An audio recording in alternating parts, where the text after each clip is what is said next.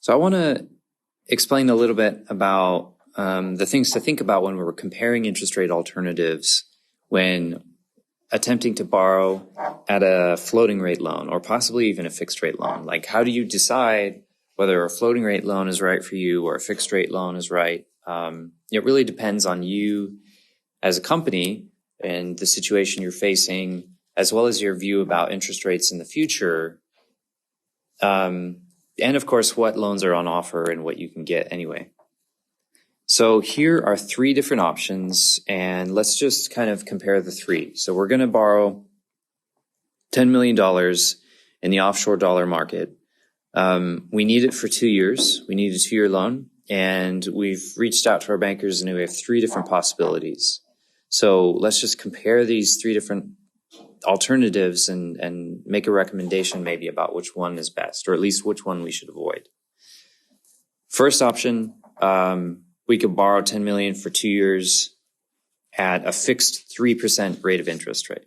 So this is the simplest approach: 2 years, fixed 3%, nothing to it. I mean,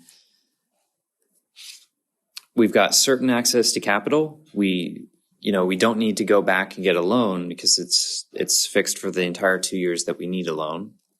And we've got certainty about the interest rate that we're going to pay.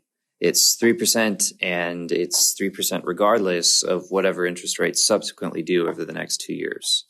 So there's a lot of certainty in option one. And the question is, I guess, what do you think about interest rates going forward and over the next 2 years? And how about you as a company? Because if you as a company can improve your credit conditions, if you have better financials a year from now, then you can go to your bank and maybe negotiate a lower rate of interest loan. You'll still pay LIBOR or market rates, whatever that is, but you'll pay a credit risk premium. And this amount of percentage is going to be linked to how risky you are as a company. So if you think your conditions will improve 1 year from now in terms of how much cash you have on the books or how much revenue you're making, then it may make sense to maybe even avoid this loan and just get a 1-year loan, come back a year later and negotiate with your bank again to see if you can get a lower rate of interest because of a reduced credit risk. That, of course, depends on your view of where interest rates are going 1 year from now. So if you think interest rates are going to rise, then maybe that's not the best option. If you think rates are going to rise significantly, then maybe a fixed rate for the next 2 years is the wisest choice of action. Option two is another approach that we can look at.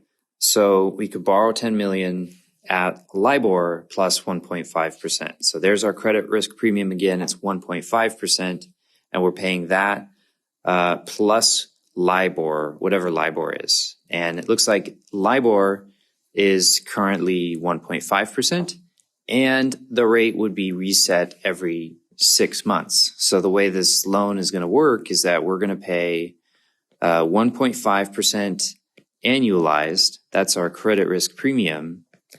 And we're going to pay LIBOR, which is currently 1.5%. That's what we'll pay 6 months from now.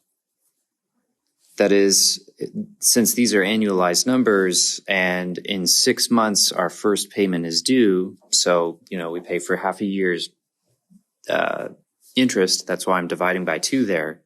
Then the total amount that we're going to pay is the amount that we borrowed times that interest rate is $150,000. This is the first 6 months, though. So for option two, the first 6 months is certain. We know exactly how much we're going to pay. But the problem with option two is that the next 6 months, we're going to pay a loan that is based on the same amount of principal and based on our credit risk premium still of 1.5% annualized. But the problem is that we don't know what LIBOR is going to be 6 months from now. And so if interest rates rise, then the cost of our loan is going to rise as well. So option 2, this is a 2-year loan, and so we have certain access to capital for each one of these 6-month periods for the duration of this 2-year loan. But the cost of capital itself is uncertain after the first 6 months. So this might be an option that we would want to choose if we thought that interest rates weren't going to rise by much over the next 2 years, or that interest rates were going to fall, because in that case, then that's actually great. If interest rates fell, then the cost of this loan drops as well. And option 2 is also nice because it is still a 2-year loan. And while the cost of capital is uncertain, the access to the capital is there. And if we were a very volatile company and we were not sure about how our conditions were going to look like 1 year from now, if our conditions were going to deteriorate significantly in terms of lost revenue or higher expenses, then this wouldn't be a great option, because at that time, 1 year later, when we're kind of down in terms of our financials, we'd have to go to a bank. They would look at our financials and they would ascribe to us a higher credit risk premium and thus a higher cost of capital. So it is nice with option 2 that we have certain access to capital. And unless we thought that we were going to improve significantly as a firm in a year, or interest rates were going to remain stable or fall, or rather, unless we thought interest rates were going to rise, then we might consider going with option number 2. And so the final option or scenario we're going to look at is number 3. And that's where Botany Bay could borrow $10 million for a year, only at 2.5%, just 2.5%. But the thing is that at the end of the first year, then they'd have to go back and negotiate for a new 1-year loan. And so this is kind of what we're talking about with option number 2. This is good and bad. If they have to go back after a year and negotiate for a 1-year loan, that's actually good. If their financial conditions improve, they can negotiate with the bank for a better deal because they have an improved credit risk premium. They're a better firm, so the bank will offer a lower rate. But if their conditions deteriorate after a year and they go to the bank, they're going to ascribe a higher credit risk premium to them because the bank's less certain that they'll get their money back. So in this case, the interest rate's going to rise, and in this case, the interest rate's going to fall.